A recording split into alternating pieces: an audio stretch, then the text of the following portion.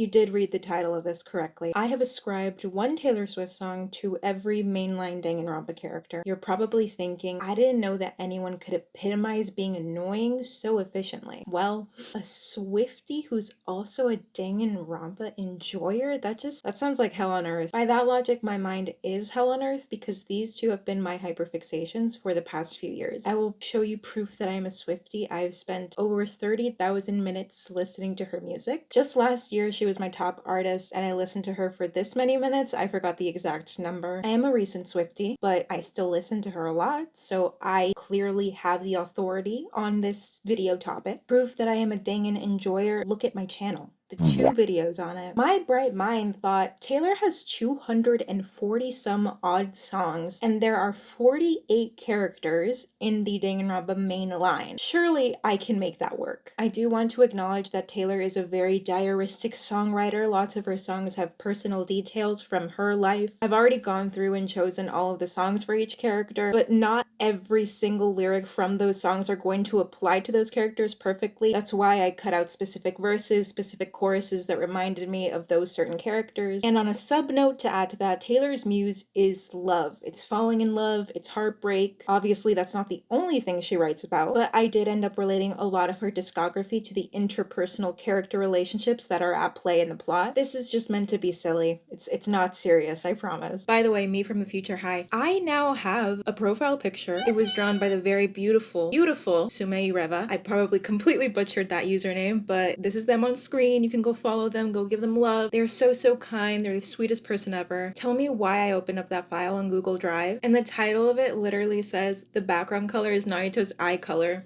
You guys are so sweet. Thank you. We're gonna start with a banger.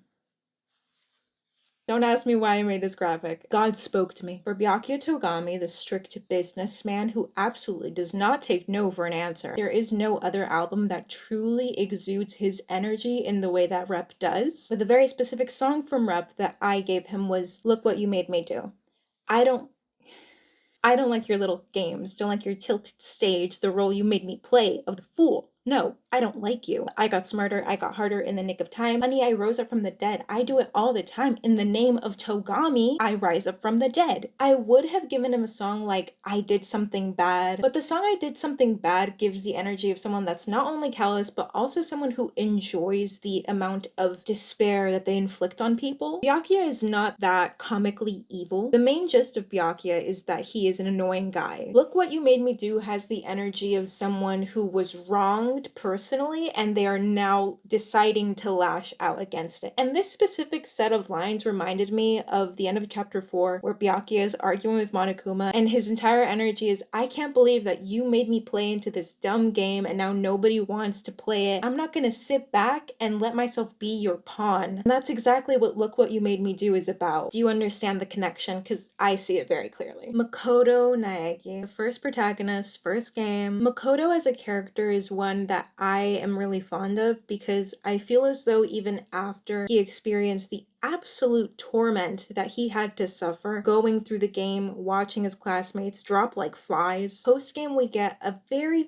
minimal glimpse of how badly it impacted him. We get that scene in Future Foundation where he's surrounded by the ghost of his classmates and it's just a super heavy survivor's guilt that he's had to stomach. His journey is pretty simple, but I still find a lot of affection in the way that he was able to make light of the absolute worst situation. So that journey to recovery, to feeling better about himself, I thought of Clean. I feel that this really heavily applies because Clean is very much about being at your absolute worst, but that being the moment where you finally see the light and see the future you have ahead of you. And in Makoto's case, that's resonant of having to go through the absolute pitfalls of that game, only to come out stronger and be that ultimate hope. Rain came pouring down when I was drowning. That's when I could finally breathe. And by morning, gone was any trace of you. I think I'm finally clean. I added another song for Makoto, Karma, just because I feel that he would have that attitude towards Junko. I keep my side of the street clean. I'm a good person. I choose morality. And look at where we both ended up. Junko does not get a happy ending. And I feel like Makoto would have that attitude once he is the principal of the New Hope's Peak Academy. I still question why he would restart the academy, but that's for another video. I feel like he would think so positively of himself. He would say, yeah, I carved this path for myself with every good decision that I have made. And look at where Junko is now. Look at where all her little despairlings are now. They're not winning. For Kyoko Kirigiri, I thought of her arc as someone who grew up learning not to trust anyone at all, only to learn that you can trust people because Makoto's so positive. He'd never wrong her, truly. He forcibly taught her that there are people who care about her. There are people who are going to have her back, who are going to support her. She was taught to hope again, to begin again. That was so Taylor of me. Begin Again is a song that's essentially about letting yourself believe in people again, love people again after they have already wronged you. You throw your head back laughing like a little kid. I think it's strange that you think I'm funny, because he never did. The past never cared about me, but you seem to. I've been spending the last 8 months thinking all love ever does is break and burn and end. But on a Wednesday in a cafe, I watched it begin again. Kyoko taught herself to love again, to trust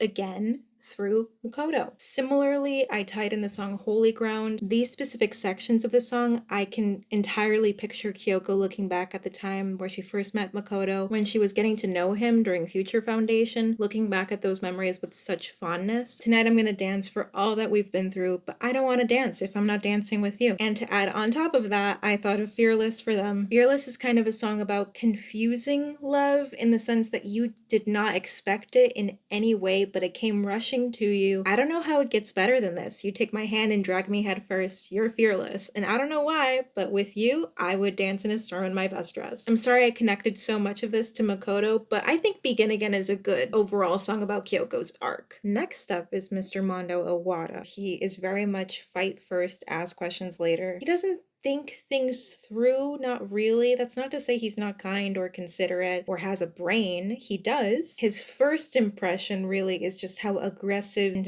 vulgar he is. So because of it, the song that I assigned to him was Ready For It, but only for the vibes of it. Because Ready For It has that tough exterior. It's all about getting right in your face, but then it goes into that super soft and sweet chorus, which is what reveals its sincerity and its humanity. Deep down, Ready For It is a sweet girl. She just has that boom, boom, boom. And that is Mr. Mondo Owada. On a significantly smaller scale, I assigned This Is Me Trying, but only these 2 lyrics. My words shoot to kill when I'm mad. I have a lot of regrets about that. There is frankly nothing else about this song that applies to Mondo. I just like to see it as the vibe of Ready For It is 99.5% of him, and then the other 0.5% of him is these 2 lines in one song. Asahina is such a sweet, preppy girl. I feel as though she loves and depends on her friends a lot, especially Sakura, which is the main girl that she befriended, and because of that, and in honor of her relationship with Sakura, I put I'm only me when I'm with you. Through it all, nobody gets me like you do, and when I'm with anybody else, it's so hard to be myself, and only you can tell. The relationships that she has in her life are super near and dear to her, so I thought this song would accurately reflect that aspect of her. I'm only up when you're not down, don't want to fly if you're still on the ground. That reminded me of how genuinely depressed she got when Sakura was being beat down by all her classmates, how she was being shoved away because she was outed as being the traitor. On a much more bigger and broader scale, I associate Hina's general vibe with New Romantics. It's only because of the vibe. I put Shake It Off in super small text right there because both these songs are party songs on 1989. I can totally see Hina jumping up and down, throwing her head back, having not a care in the world as she just has a good time with her friends. And that's the energy of New Romantics to me. But primarily, I love to listen to New Romantics, thinking about the cast of Danganronpa 2 post-game, having some kind of party together. It's the end of the world. They've had a long week of rationing food, of taking care of each other, taking care of themselves. It's so mentally exhausting because they remember so much of the brutality that happened between them, but they also know how important it is to maintain connections with each other, to stay friends. And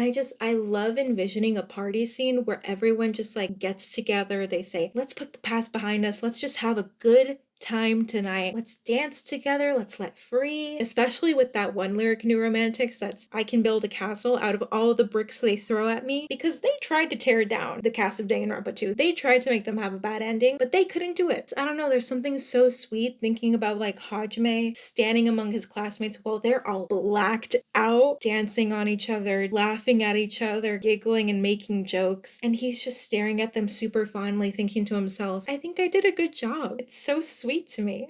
If you care to mentally indulge in such a happy scene, you should listen to New Romantics and picture it with me, because I truly do have a whole music video in my head with that happening. Similarly, I also decided to name All You Had to Do Was Stay for Hina, because I feel that that's the message that she would give Sakura if she were to be able to talk to her again. Hina was rightfully super depressed after Sakura departed from their class and said goodbye in the way that she did. So hey, all you had to do was stay. You had me in the palm of your hand. Why'd you have to go and lock me out? Why did you have to push me away when I was trying to be there for you and make such a rash decision? You could have stayed with me and we could have made it work. A little depressing, but I think it fits. For Sakura herself, from her perspective, I truly believe that I probably would have done the same, just because everyone was so resistant to trusting her after Monokuma outed her as the traitor. But Sakura has a really good heart. She's a super sweet, kind person, and I feel that even though she did make that decision in good faith, if she could go back to December, she'd do it right. Sakura definitely has a lot of love for Hina. If Sakura were given a chance to redo it and do it right and stay by Hina, she would probably take it. I wish I knew what I had when you were mine. I wish I could turn around and make it all right. Hiro. I frankly thought of absolutely nothing for Mr. Yasuhiro Hagakure, and I tried to read his backstory to assign him an accurate song, but I couldn't find anything, you guys. It's gonna be Lavender Haze. You don't need me to sit here and connect the dots for why I'm assigning the title, not the song, just the title, Lavender Haze to Hiro. I wish I could have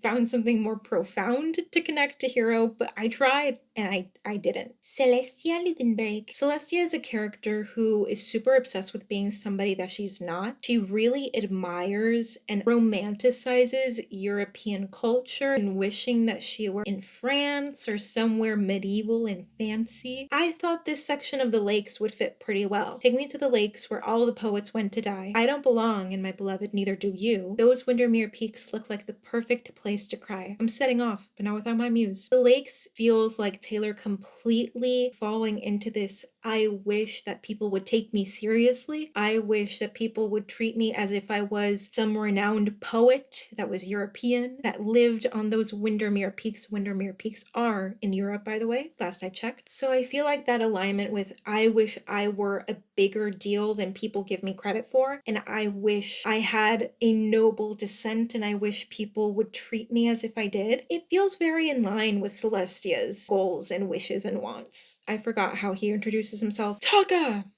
That's how I imagine him. Taka! This is the most depressing song I could have possibly given him. I don't know if any Swifties are going to sit here and watch this. I don't think that they are. But if they are, they're gonna wince when they see the song title. They're gonna be like, oh, why did you give him that? That's sad.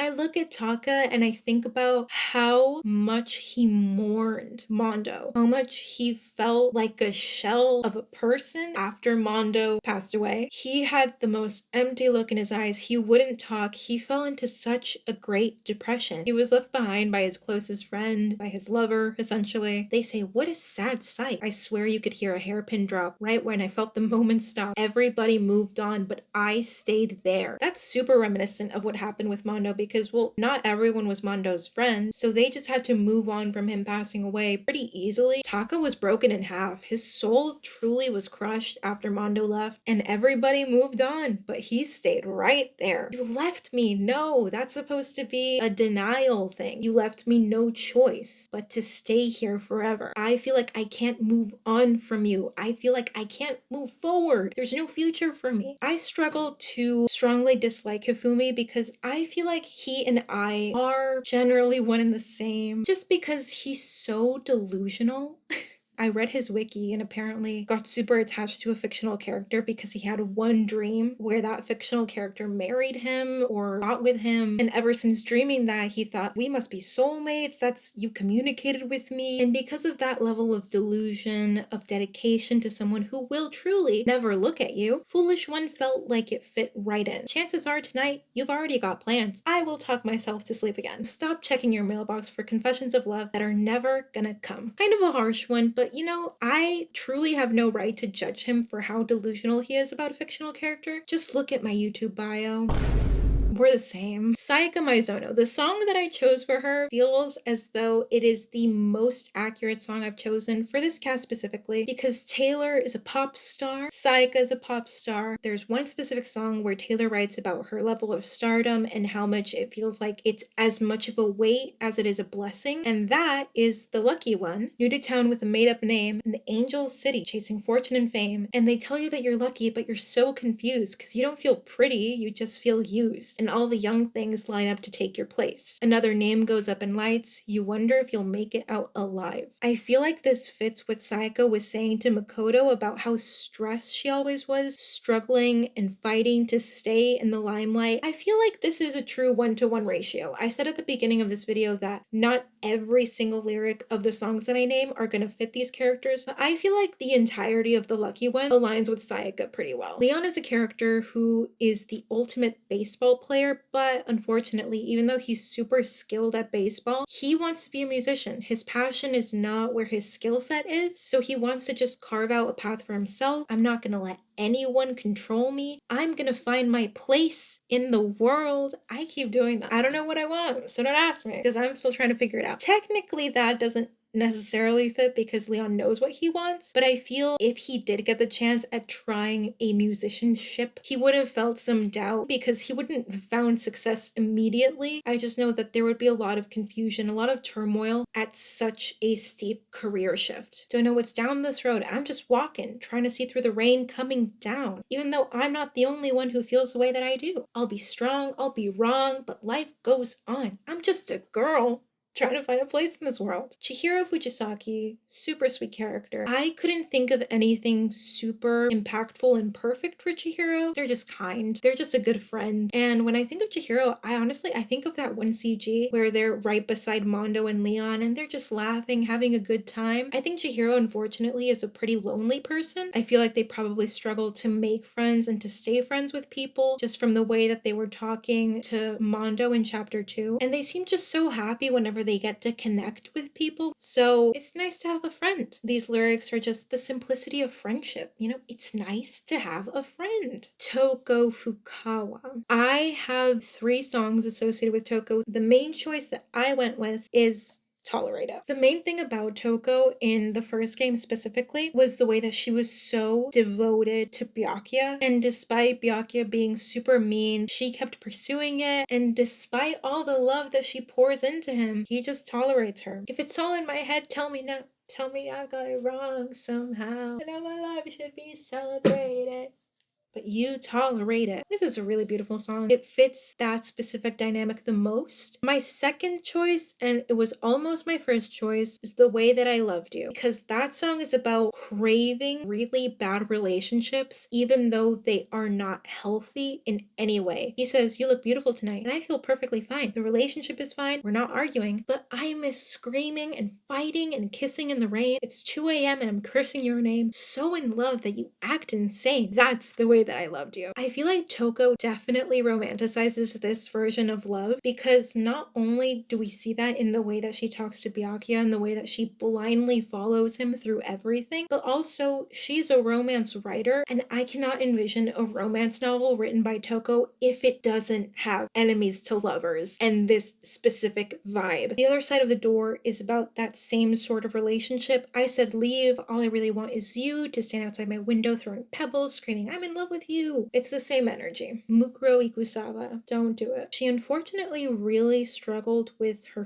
fate of just being completely underappreciated, not loved in the way that she would have wanted. So I thought the song Cold as You would fit, specifically directed at Junko, because Junko's her sister. You never did give a damn thing. I know you wouldn't have told nobody if I died for you. Now I'm sitting here thinking it through. I have never been anywhere as cold as you. Mukuro helped out Junko while Junko was being evil and carrying out her master plan because she loves her sister and she wants her to be happy. But Mukuro is definitely not the kind of person to be craving despair and destruction as much as Junko does. She mainly goes along with it for Junko's sake. As a second option, I went with the one in concept because what I know is that Mukuro had a crush on Makoto, and unfortunately because of their circumstances, they're very much doomed by the narrative. They were never going to be able to get together and make it work. And the song The One is all about missed connections, wishing that that person could have been the one for you. If my wishes came true, it would have been you. And I feel if I twist this song just enough where we just look at the theme of it, I wish that this situation were different. I wish I could receive unconditional love from you. You can also apply this to the relationship that Mukuro and Junko have between each other, because like I said, Mukuro is not as demented as Junko. She would have loved and appreciated Junko just being normal and loving her in the way that any other sister does instead of hurting her maliciously. You could have been a great sister. We could have had such a healthy relationship together, but that's not fate. Junko and Enoshima, I unfortunately do have to go with a super stereotypical song choice for this. If you're already just slightly familiar with Taylor's discography, I'm sure you can guess what song I'm going to choose. It's Mastermind. Of course it is. What if I told you none of it was accidental? And the first night that you saw me, nothing was going to stop me. I laid the groundwork, and then just like clockwork, the dominoes cascaded in a line. There is no other song that fits Junko's analytical abilities. Junko predicts things, she plots things out, she just enacts things whenever she wants, and dominoes cascade in a line in the exact arrangement that she wanted them to. On a much smaller scale, similar to Mondo's situation, 5% of Junko, I would say, is Champagne Problems. Just hear me out here. Champagne Problems is a song that's about someone who is truly too mentally unwell to maintain a healthy relationship. This storm was once a madhouse. I made a joke. Well, it's made for me. She would have made such a lovely bride. What a shame she's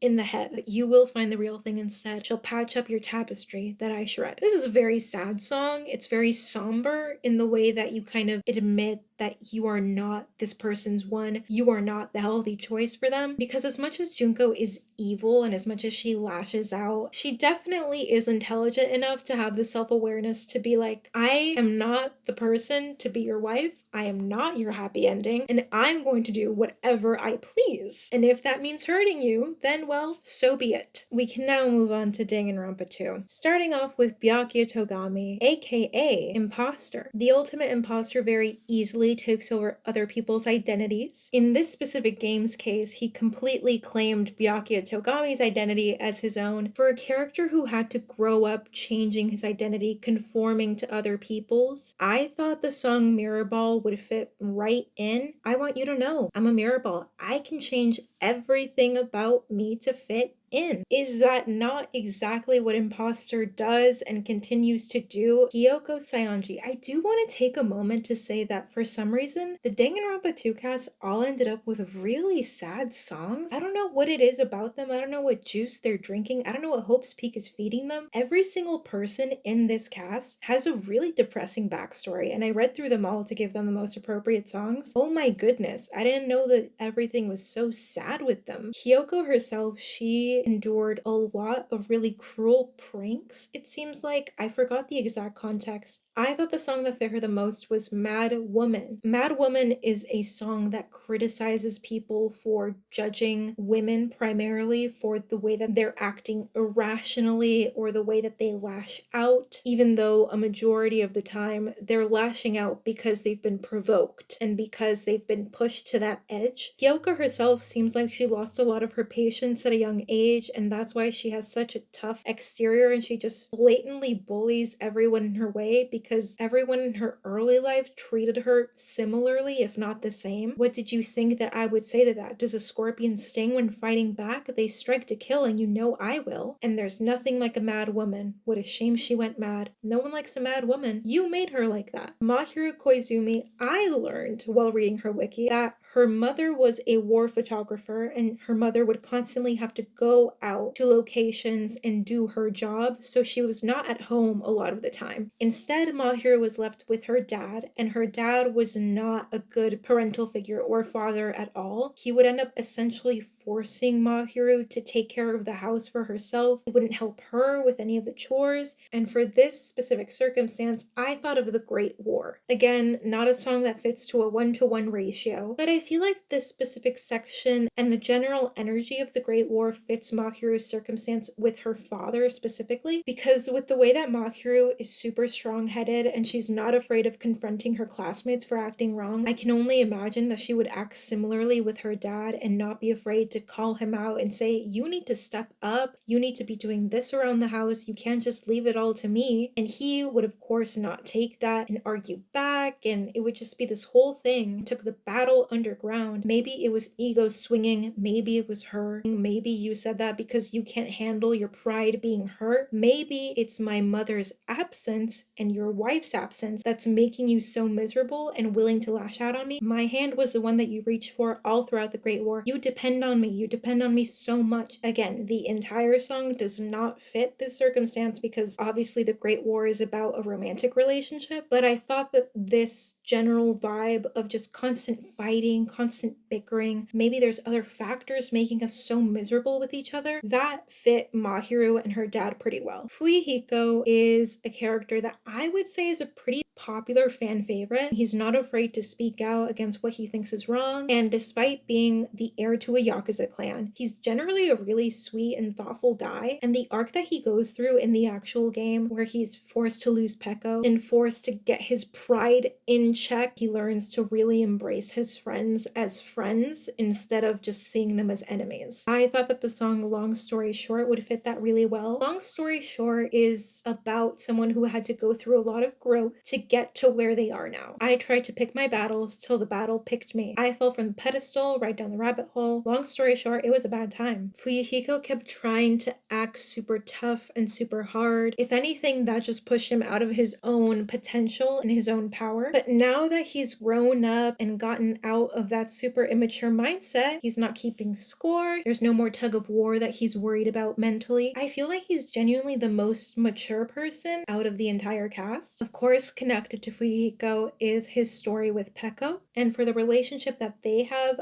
I thought that the song I Almost Do fits them. I bet you're tired from a long week, and I want to tell you it takes everything in me not to call you. I wish I could run to you. I hope you know that every time I don't, I almost do. That feels like Fuyuhiko holding off on his feelings for Peko, not wanting to confront them, not wanting to face them. He feels so much affection for her, and whether you want to see that as romantic or platonic is completely up to you, but I feel like he keeps wanting to treat her like a friend at the very least, and he keeps forcing himself not to because of the dynamic that they were born into. Peko Pekoyama, a pretty sad character. She only thought of herself as Fuyuhiko's tool because as the ultimate swordsman, she was his right-hand man, his bodyguard. For her, I thought of a few verses from The Archer. I'm ready for combat. I say I don't want that, but what if I do? I've got 100 thrown out speeches I almost said to you. The subject of the song questions themselves, questions their intentions, and that feels like something that would cross Peko's mind. Of course, she would be logical enough to understand that she is a person, but she would keep denying herself humanity or personality or self-interests because she keeps thinking, I'm hired to do one thing. I cannot afford to be my own person. I need to stay in my lane and I need to not question it. Her mind would genuinely be such a whirlwind. Her relationship with Fuyuhiko, from her perspective,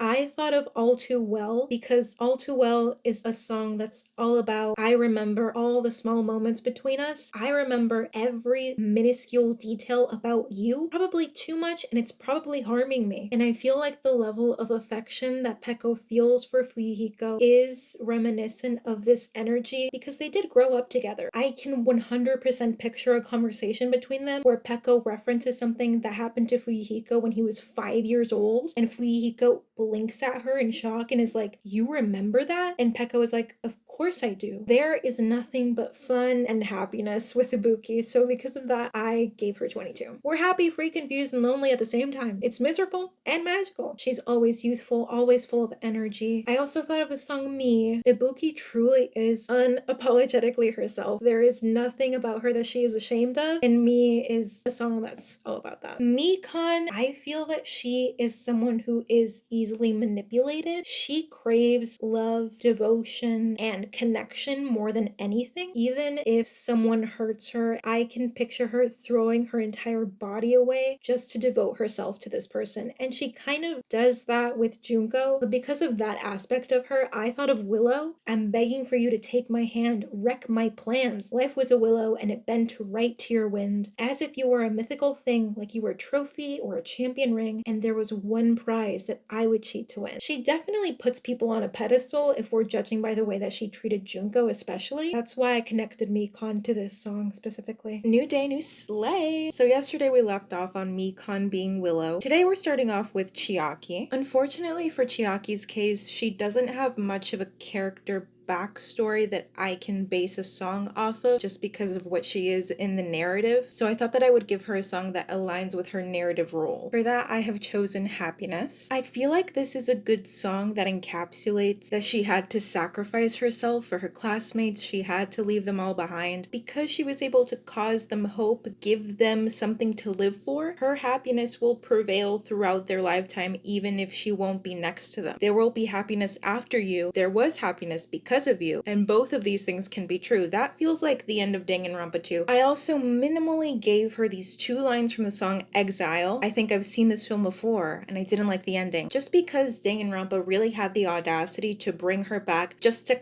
her again, as if the first time was not enough. Next up is Teru Teru. Now, I have my problems with Teru Teru. He makes me very uncomfortable. I don't like how pervy he is. But if you think that I took this opportunity to diss him, disrespect him even more, I didn't. I read his character profile and I relearned, because I had forgotten, that his mother has a bad illness and he feels the need to take care of her, to be there for her, etc. I assigned Soon You'll Get Better because this song is about being there for an ill family member and promising that they will get better one day. And that's exactly what Teru Teru's case is. In doctor office lighting, I didn't tell you I was scared. You will get better because you have to. It's a pretty sad song. Again, Danganronpa 2 cast, I don't know what's wrong with them. Everyone's so depressed. In Akane's case, she has a pretty depressing backstory. Again, Akane was raised in a family where they did not have the resources to raise a big family. Unfortunately for her, she would often go hungry, and it's also stated in her character bio that she was grabbed at, I presume, by old men, and just completely mistreated in that way. And while she definitely does not process the severity of those actions and how much they hurt her as a teenager, at least within the game, I like to imagine a bit of a realistic situation for post-game. I think a lot of the characters have a lot of trauma to work through, especially in Akane's case, who doesn't even seem to realize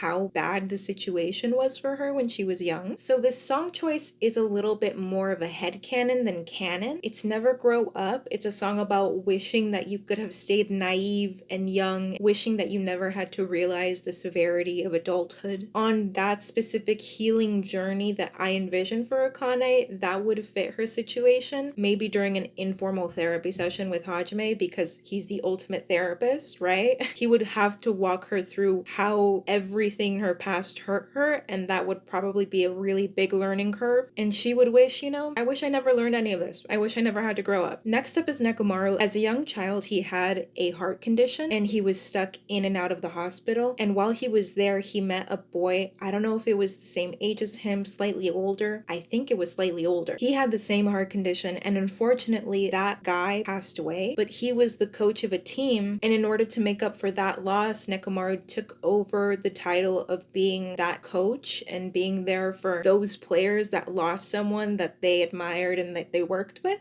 I thought the best song song possible would be Ronin. This song is written by Taylor about a young boy that she knew. I don't know if her connection was through that young boy's mom. I don't know if they were friends. I don't know if that mother was a fan. And unfortunately, Ronin did end up passing away from cancer. So she wrote this song kind of as a tribute to him. And I thought Nekomaru would kind of be in line with that because he had to watch someone that he grew close with pass away in a hospital. As I'm describing this, I'm realizing how deranged I sound to be connecting these two things. But, you know, I had to assign him one song, and this song fits his backstory the best. This is getting insurmountably sad, so I'm gonna move on. Bless you, Ronan. I'm sure you were a pile of sunshine. I'm so sorry. Next up is Kazuichi Soda. I feel like I call everyone by their first names except for Soda. Soda is a character who never really got to make friends growing up. He really struggled to connect with his peers. Apparently all the changes to his physical appearance were to try to fit in more and to try to make connections with people around him. But even after he made those physical changes, no one really wanted to talk to him still. I thought the song most appropriate would be The Outside. That's a song all about feeling like you're on the outskirts of society, feeling like you don't fit in anywhere, watching all of these people make friends and thinking to yourself, why can't I seem to fit in? Am I doomed to be a wallflower? How can I ever try to be better? Nobody ever lets me in and I can still see you. This ain't the best view on the outside looking in. You saw me there, but you never knew that I would give it all up to be a part of this, a part of you. That feels like Soda's main character motivation is how isolated he feels from other people and how much he wishes he were included. He does get a happy ending though, let's all remind ourselves, so that's good. Gundam Tanaka.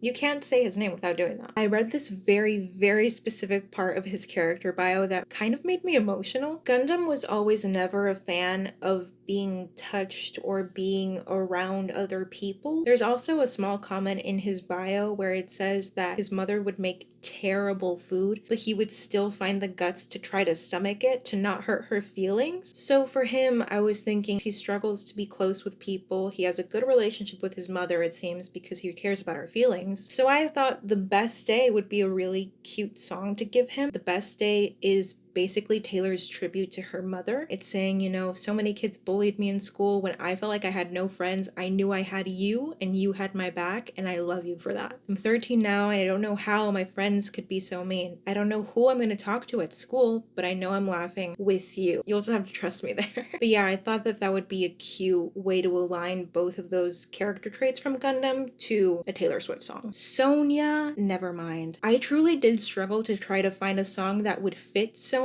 because as far as I'm concerned, her character bio seems to just say that she's a princess from Novoselec, she's the figurehead, and she's fascinated with Japanese culture, and that's it. So I decided to try to go for the vibe of her personality because I really do love Sonia's personality. I genuinely thought to myself, what song would she get down to? What song can I totally picture her completely connecting with on a spiritual level? And I landed on Vigilante. You can't look at me in the eye and tell me that Sonia would not dance to this. You cannot look at me and tell me that she would not perform the Eras Tour choreography to this song with full confidence completely. I'm not even gonna read the lyrics, just listen to the vibe of it, just like a few verses, a few seconds, and tell me that she would not absolutely get down to it. As more of a side note, I added the songs Starlight and Timeless just because I thought they had an old-timey vibe that I feel that she would appreciate. Starlight also has a very fun energy to it that I just can't help but associate Sonia with. Next up is Izuru. I didn't think that I was gonna add him into this initially, but I figured I may as well. By that logic, I should have gone over Sho. Am I supposed to be saying her name is Sho or Seo? Because I see the wiki and it says Sho, but everyone else in the fandom says Seo. I don't know what to say. Seo is I did something bad. That's off the top of my head. That's completely, she's I did something bad. Izuru's case, I thought of how he only exists because of Hajime's insecurities gone to an extreme. Perhaps if the circumstance was not as extreme, Izuru would not be born at all. This song is about a bad situation that you ended up in that you wish you could turn back time and erase and change. You wish you could have changed the circumstances from influencing you into doing one bad action. And I feel like that theme fits Izuru's existence pretty well. If you would have blinked, then I would have looked away at the first glance. If you tasted poison, you could have spit me out of the first chance. You were an adult. I was a child. You should not have wanted to surgically mess with my brain and my body because you are the one that's responsible in this situation. If I was a child, did it matter? If you got to wash your hands? Again, not a 1-to-1 ratio, but these themes go well with what Izuru went through. Not what Izuru went through, but why he exists in the first place. For Hajime, there are 4 songs. I wonder if you can guess who my favorite characters are. I think the song that fits Hajime the most, and my main choice, is This Is Me Trying. I implore you to go listen to this song if you haven't heard it already, and if you are a Hajime stan. If you relate to Hajime, if you kin him, dare I say, go listen to this song. You will probably be able to connect to it. There is not a time when I'm listening to folklore and this song comes on and Hajime doesn't cross my mind. This song is most applicable to Hajime in the post-game sense because, again, I like to imagine some level of realism post-game. I like to imagine that Hajime goes through a lot of imposter syndrome, a lot of identity crises, because as much confidence that he gained after Danganronpa 2, I imagine he really does struggle with himself. I've been having a hard time adjusting. I had the shiniest wheels, now they're resting. I could have followed my fears all the way down, and maybe I don't quite know what to say, but I'm here in your doorway. I feel like I'm giving this island and all of my classmates my all. I'm putting my heart and soul into everyone. I'm taking care of them. I'm trying to take care of myself. It's so hard, and sometimes I have bad days, and sometimes I fail at things, but you know what? This is me trying. This is truly the only song that I ask that you go listen to. Every other song on this entire video, you can ignore. I am personally asking you to go listen to this song and think about Hajime Hinata because it's important. I thought that the Bridge of the Archer fits Hajime a lot. They see right through me. They see right through me. Can you see right through me? I see right through me. Just this constant anxiety of people being able to read you like a book, people being able to realize that you are truly very insecure. I feel like he would have that anxiety of, oh God, can people notice that I don't know what I'm doing? Again, if you fit that into post-game context, that makes for a yummy situation where you're just constantly trying and trying and trying, and you're putting up this super strong front for your classmates, but people can probably see right through the cracks sometimes when you just look so exhausted and tired. Similarly, not the entire song of Nothing New, just a very specific part. How can a person know everything at 18 but nothing at 22? At 18/17, 16, he thought that he knew everything. He thought that he would go into this Kamakura project and that he would be able to stand with Chiaki and finally have talent that he always wanted. But 22 comes around. It's post-game. He realizes he was an idiot at 18. Why did he think a lobotomy was a good idea? And now he has to deal with the consequences of his actions, the identity crisis that comes with it, having to be a leader for all these people, and he loves it, but oh, is it exhausting? I just feel like that specific line really is perfect for Hajime. Will you still want me when I'm nothing new? Kind of gives me the anxiety of what if my classmates start to hate me? I also added innocent because you made a really big mistake, but it's okay because you're still a good person. I feel like his classmates would try to reassure him of that same idea, saying, you don't have to blame yourself for what you did with Izuru. You don't have to blame yourself for voluntarily choosing to be Izuru. It's okay. Life is a tough crowd. You're still growing up now. It's fine. Next is my hebi. That's enough of a title. I don't have to give you his name. Nagito Komaeda. You are getting the best song choices for Nagito because truly, I say Danganronpa has been my hyperfixation, but it's not. It's Nagito. There's not a day that goes by that he does not cross my mind. I think about him constantly. So you bet that I chose the absolute best Taylor Swift songs that go with him. The very first one, my top choice always, this is straight from my Nagito playlist, guys. Peace. Because, okay, Peace is a song that's all about knowing that you will never be enough to bring the one person that you care about peace. You will always bring them turmoil and storm wherever you go because it is what follows you. And as much as you want to give this person a safe space, as much as you want to be next to them, stay next to them, these external circumstances that completely surround you, you can't control them. Tell me that's not literally Nagito feeling such intense anxiety over letting himself be close with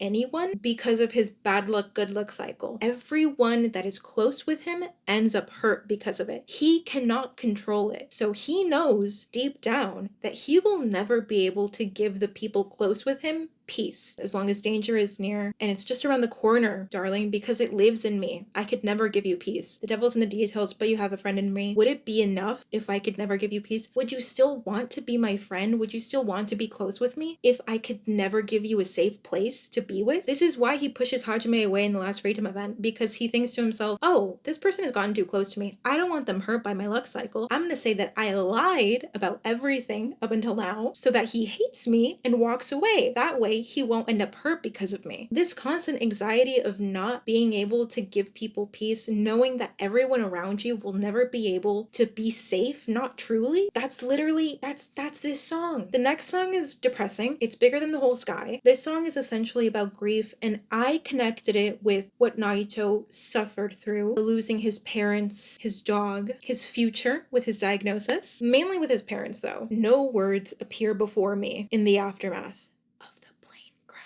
Salt streams out my eyes into my ears. Every single thing I touch becomes sick with sadness. Everything that I get close to ends up hurt. These next lines are just so sad. Did some bird flap its wings over in Asia? Did some force take you because I didn't pray? Every single thing to come has turned into ashes. Because bad luck, good luck, bad luck, good luck. Everything good that happens is going to turn into ashes. That's the way that my luck cycle works. And then the questioning portion of did some force take you because I didn't pray? I thought that I would connect that with a younger version of Nagito. I feel like at some point in time he probably thought to himself, am I doing something that is causing the universe to give me bad karma? Why is everything around me dying and falling apart? Why is everything being ripped from me? What am I doing? Did some force take you because I didn't pray? Next is State of Grace. This is the only positive song that I could think to add to him. State of Grace is essentially a song that's about not seeing someone coming and not expecting them to change your world in the way that they do. And I feel like I can connect this with Nagito and Hajime, because Nagito definitely did not expect someone like Hajime to cross paths with him. I never saw you coming and I will never be the same, because I feel in my delusional little head Nagito does get better post-game and he lives a very long and healthy life. We can now move on to V3. I do want to preface this by saying that V3 I have the least memories associated with. V3's characters were a struggle because they do have character bios, but if you know, you know. Regardless, I still tried to make connections here. Kaede Akamatsu, I thought of Wildest Dreams, because when I think of Kaede, I think of the way that she was trying to reassure Shuichi, promise that you will remember me, promise that you will fight for your life to get out of here and end this game once and for all. Say you'll see me again, even if it's just in your wildest dreams. Because, well, we all know how that ended. Exile is a song that I thought could fit Shuichi and Kaede a little more because of the level of betrayal that Shuichi felt with that first trial. And Shuichi feels super blindsided by this turn of events. You never gave a warning sign. And Kaede's like, I gave you signs. You noticed them. You just turned a blind eye until you had to face them. You were my town. Now I'm in exile, seeing you out. Rantaro's big thing is that he has 12 sisters or something, and he lost them all, and he's just going on random boat rides exploring the world to try to find his missing 12 sisters. So I thought this song Message in a Bottle would fit, because Message in a Bottle is a song about reaching out to someone, wishing that they can see the message that you're trying to send them, wishing that you could reconnect with this person even if it's through a convoluted way. A message in a bottle is all I can do, hoping it gets to you. God knows it won't. I'm sorry, that's depressing. Rantaro will find his siblings in another life. Ryoma Hoshi. I read his character backstory, and apparently every single person close to him just ends up passing away because of some mafia situation that he ended up in. I'm describing this and it sounds ridiculous, but that's also kind of the point. So I thought because of his insurmountable grief that I assume that he goes through, Marjorie would fit. If I didn't know better, I'd think you were listening to me now. If I didn't know better, I'd think you were still around. What died didn't stay dead, because you're alive in my head. I will keep your memory of you close to my heart. Himiko Yumeno. I really struggled to think of a song for Himiko just because, unfortunately, her character arc feels like it takes so long, because it's not until chapter 3 that she starts to think differently. Himiko was always super insecure and unsure of herself, and it's not until she very viscerally loses her friend Tenko and Angie that she starts to see the value in their words when they were trying to reassure her while they were still alive. I thought the song that would fit her situation the most most was Breathe. The chorus itself is, I can't breathe without you, but I have to breathe without you. Himiko really like completely breaks down when Tenko passes away, and it really affects her. Music starts playing like the end of a sad movie. It's the kind of ending you don't want to see. It's a tragedy. It'll only bring you down, and I don't know what to be without you around. Himiko very much undervalued her friendship with Tenko until it was too late, and I feel like this song captures the essence of it. Tenko Shabashira. The song I thought for her was Jump Then Fall, because Tenko is always trying to comfort Himiko, even when Himiko was super resistant to listen. She just wanted to be there for her. She wanted to reassure her always. She wanted Himiko to take a leap of faith and to believe in herself more than anything. Don't be afraid to jump and fall, jump into me. This idea of trying to push someone into taking a leap of faith, trying to get them to move in a good way, right? I also feel kind of obligated to give her the man just because of her degenerate males thing. This is more of an honorable mention than an actual song that I'm assigning or associating with her. I feel like she would connect with the man. I feel like she would. Kirumi Tojo, the maid, she's well known, she's popular, and because of it, she is the maid of the Prime Minister of Japan. And because the Prime Minister of Japan cannot make any decisions for himself, he always leaned on Kirumi to give him advice for what to do. So, technically speaking, she was the Prime Minister of Japan. And I thought that her very unfortunate downfall and losing her life would fit castles crumbling. I had an empire in a golden age. I was held up so high. I used to be great. They used to cheer when they saw my face. Now, I fear I have fallen from grace. The entirety of her execution is Kirumi like fearing this idea that the people will be completely lost without her. As we all know, she did not make it. So her castles did crumble. This is Angie Yonaga. Could not think of a song for her at all. But then I started thinking, okay.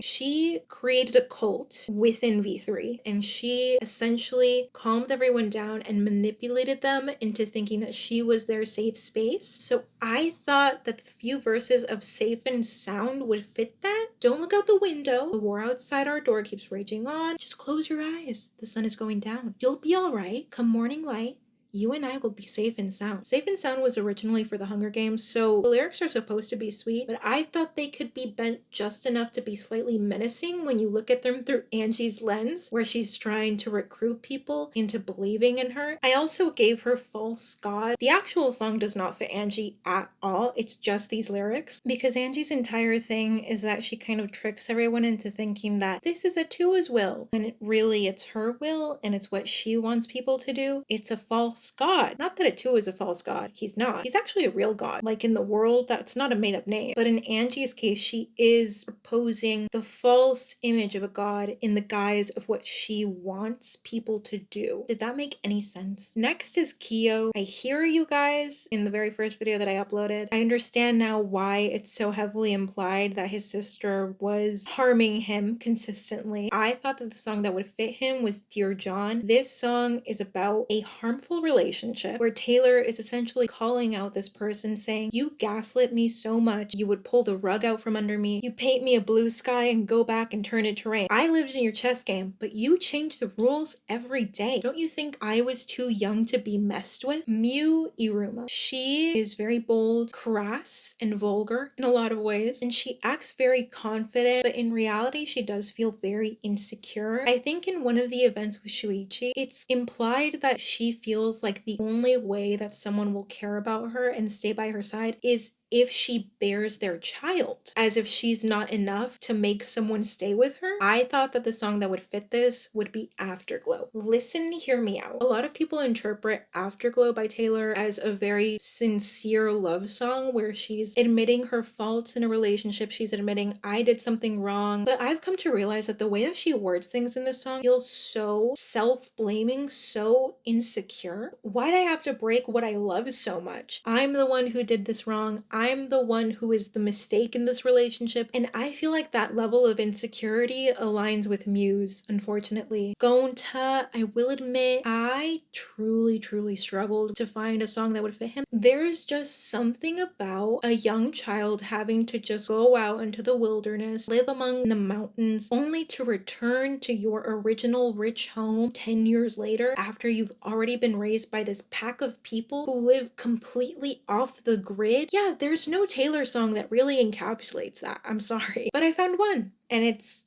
you'll always find your way back home. You're probably thinking, hey, that's a Hannah Montana song. No, it's written by Taylor. I'm counting that. This is my video. I get to make the rules here. I'm counting this because it's the only one that I could think connects with Gonta in even a small way. You can change your hair. You can change your clothes. You can change your mind. That's just the way it goes. You can say goodbye. You can say hello. But you will always find your way back home. You can take the child out of the wilderness. You cannot take the wilderness out of the child. Gonta's never gonna forget what he learned with his family, his true family. He can change his ways. He can go back to his rich family all he wants. He will always remember his roots. For Tsumugi, I thought of hoax. I think the vibes themselves don't really fit Tsumugi very well. I thought that the overall theme and lyrics of the song would fit her, screaming, "Give me a reason. Your faithless love's the only hoax I believe in. Don't want no other shade of blue but you. No other sadness in the world would do." I can completely connect that to Tsumugi loving Junko and worshiping despair and saying, I want that level of sadness in my life. Always, I want to worship it, and it gives me a reason to stay alive. I love this faithless situation that we're in. It is a hoax, but I believe in it. Kibo, I thought of that one scene. I want to destroy this academy completely. I want there to be nothing left of this demented game. So there will be change, and I will be causing it. Can you feel it now? These walls that they put to hold us back will fall down because I will destroy them. It's a revolution. The time has come for us to finally win. Kaito, I tried to think of songs that camaraderie friendship more than anything, and I landed on 7. That's about really caring about someone, really caring about the connection you have with them, wanting to basically take them under your wing. Anyone that he sees struggling, he completely just adopts them. You're my sidekick. You're gonna be my friend, and I'm gonna teach you what true hope actually feels like. Maki, I thought that the song Sweet Nothing would fit her the most because despite the very tough exterior and the way that she very passionately tries to push people away, you also can't deny that she cares about her friends more than anything, and I feel like Kaito really helped her see that. Coexisting with someone, giving them absolutely nothing, having no expectations for either or. They said the end is coming, everyone's up to something. I find myself running home to your sweet nothings. You are in the kitchen humming. All that you ever wanted from me was sweet nothing. It's just a very sweet song. I think this fits what she appreciates more than anything. Kokichi, this is a very stereotypical song choice, but just hear me out. It has to be anti-hero. Kokichi fits anti-hero the most out of all of the main antagonists. I feel like deep down, he knows what's right and what's wrong. Throughout the game, he really embodied the bad guy role. He lied, he was deceitful, he set up stuff that really hurt people. All of it was a conscious choice, and anti-hero has that level of self-awareness of the things that you are doing. I wake up screaming from dreaming. One day, I'll watch as you're leaving because you got tired of my scheming for the last time. I'm the problem. It's me. At tea time, everybody agrees. It must be exhausting always rooting for the anti-hero. Yes, all the actions I'm causing prove that I am the problem. I'm doing it for a reason, but it must be exhausting for you to always be rooting for the anti-hero. Shuichi Saihara. No song fits him as much as You're on Your Own, Kid. It's a sweet and thoughtful song to give to your audience saying, hey, you are completely on your own and you always will be, and transforming that throughout the song from something that's sad to something happy and that you should appreciate, that you only have yourself to rely on. You should always believe in yourself, never doubt yourself. That's beautiful. And I feel like that completely fits Shuichi's arc in V3. Everything you lose is a step you take. You're on your own, kid. You can face this. You always have been able to face this. That's the end of the presentation. I did not prepare a last slide. I did kind of lie in my last video looking back on it because I said that my next video was probably going to be Danganronpa Crimes Part 2. But truthfully, I was trying to write the script for that and I don't know. I just got so burnt out while listing everything. I was like, oh my god, I cannot take this. And after I really struggled to write the script of that, I took a shower and then I thought of doing this and I was like, that's exactly what I need right now. I need that to give me energy. So I'm sorry for the very odd upload. I know it's weird. I thought it would be fun. And hey, if you watched it all and you're still watching right now, thank you so much. Go follow Sumei Reva on Instagram. They're so sweet. You can also follow mine if you want. I hope you like my song choices. If there are any Swifties watching this, you can give me your 2 cents. Say what you agree and disagree with. In the comments, you should take the opportunity to just share songs that you associate with certain characters, even if it's not Taylor, obviously. If you have any specific thoughts on what I chose, please do share them. I love reading your guys' comments more than anything. And that is it.